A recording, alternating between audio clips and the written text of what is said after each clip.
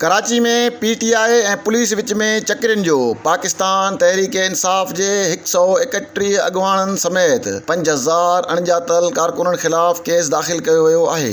दाख़िल थियल केस में दहशतगर्दी, हंगामनि, पुलिस ते हमले ऐं क़त्ल जी कोशिश जा कलम शामिल कया विया आहिनि। जॾहिं त कराची पुलिस फेरियर थाणे ते 15 ॼणनि जी गिरफ़्तारी ज़ाहिर कई आहे। पुलिस FIR मूजिबि पाकिस्तान तहरीक इंसाफ़ जे अॻुवाणनि खुरम शेर ज़मान, हलीम आदिल शेख, आलमगीर ख़ान, फलक अलमास, मसरूर सियाल समेत 5000 खां वधीक कारकुननि इजाज़तनामे खां सवाइ 3 तलवार वटि धरणो हणी ट्रैफ़िक जी रवानी में गैर क़ानूनी तौर रुकावट विझी कार ऐं सरकार में मुदाख़लत कई। तहरीक इंसाफ़ जे कारकुननि खे रोड ख़ाली करण लाइ चयो वियो त PTI क़यादत कारकुननि खे मछरायो। मछरियल कारकुननि पुलिस ते डंडनि सां हमलो करे एंटी राइड जो सामान फुरे वरितो। फुरियल सामान में 60 शेल ऐं 3 मुकमिल किट्स हुयूं। पुलिस जानी नुक़सान खां बचण लाइ जवाबी कार्रवाई न कई। तहरीक इंसाफ़ जे कारकुननि फायरिंग ऐं पथराव करे ख़ौफ़ पखेड़ियो।